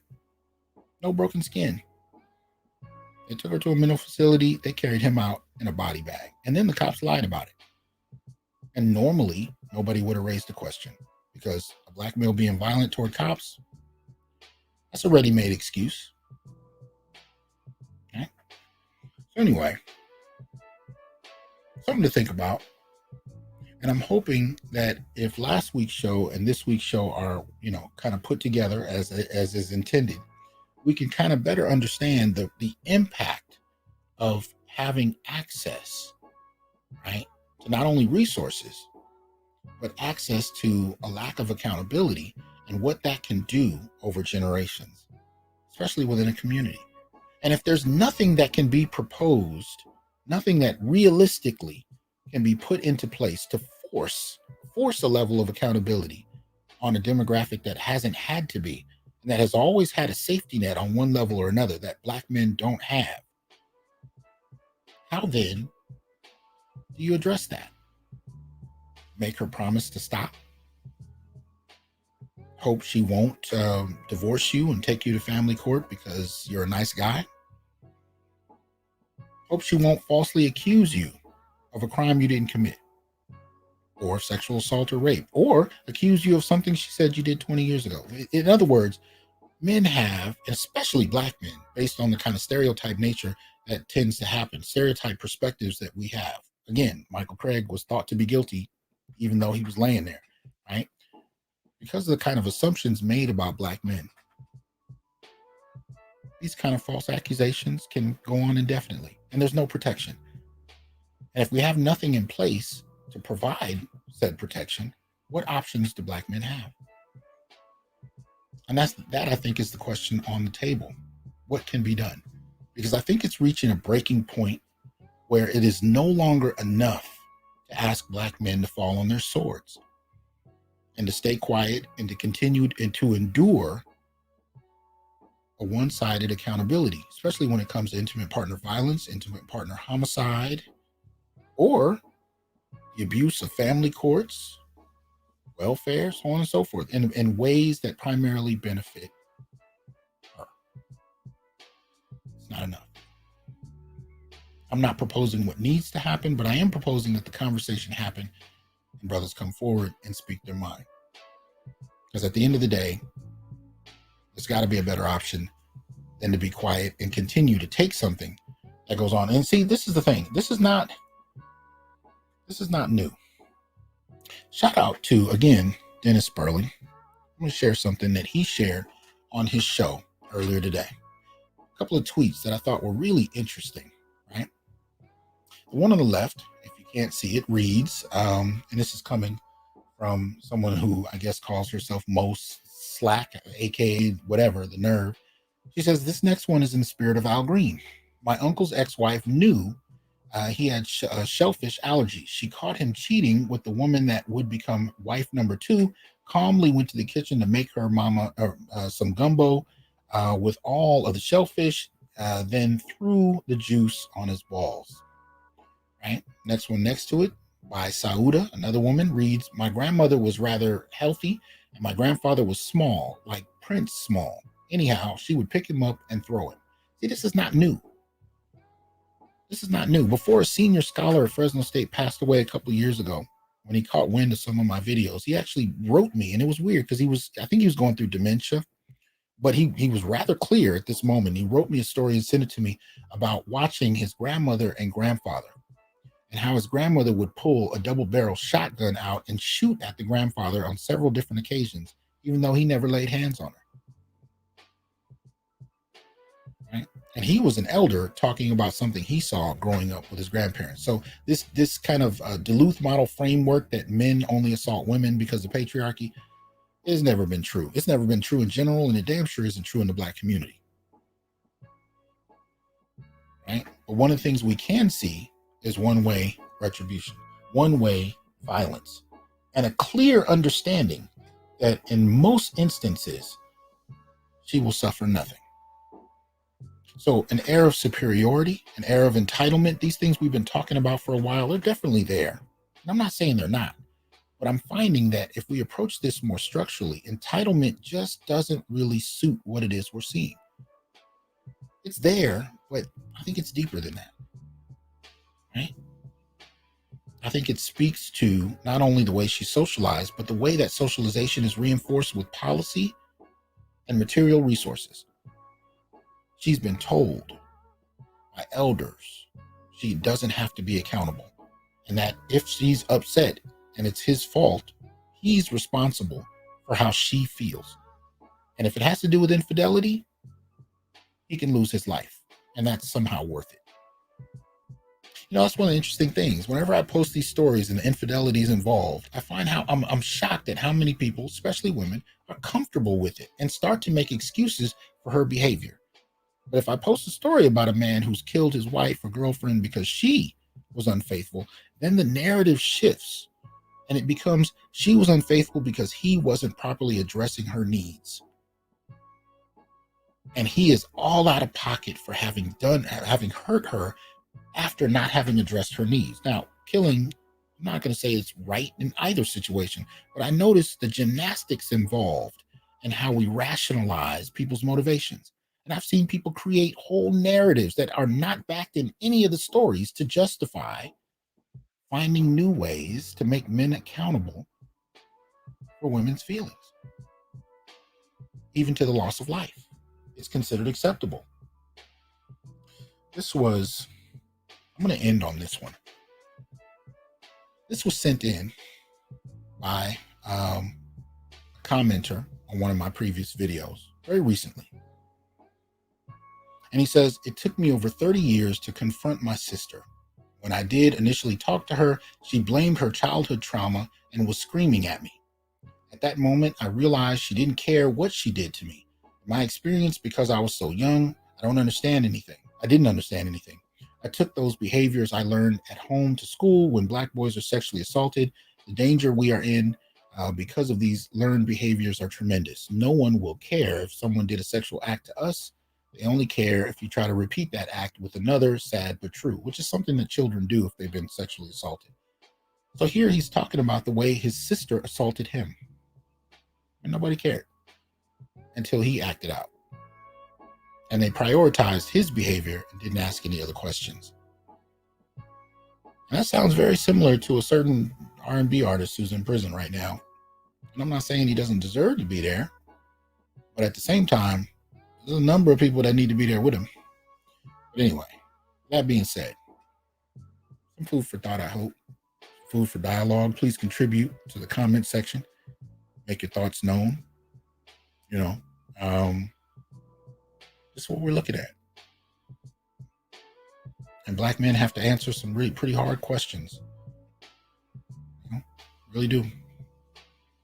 So I appreciate you all coming. Appreciate you supporting. I will probably, start having people back up next week. But we're kind of dealing with some homework crises that I need to tend to make sure things stay on track. Nevertheless, I appreciate y'all's support.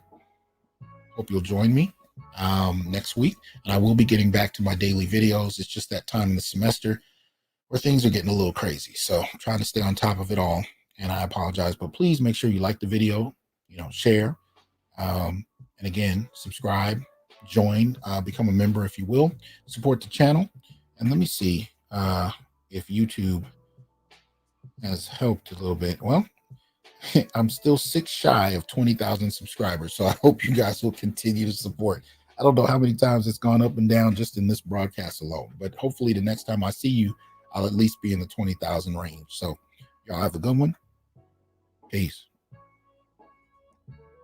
I am here to tell you, brothers, we are not criminals by birth, perennial rapists, incapable intellects, man-children, sperm donors, child support wellsprings, success objects, walking phalluses, ATM machines, lottery tickets, unintelligent henchmen, valueless assassins, pro bono mercenaries, unpaid bodyguards, interchangeable stepfathers, child discipline proxies, unpaid repairmen, workhorses, emotional tampons, or any other socially accepted dehumanizing stereotype. We are thinkers, inventors, innovators, leaders, fathers, and men.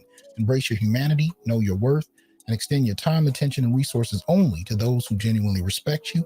And remember, your worth is not defined by meeting other people's narcissistic and selfish and unrealistic needs. You define your worth. Peace.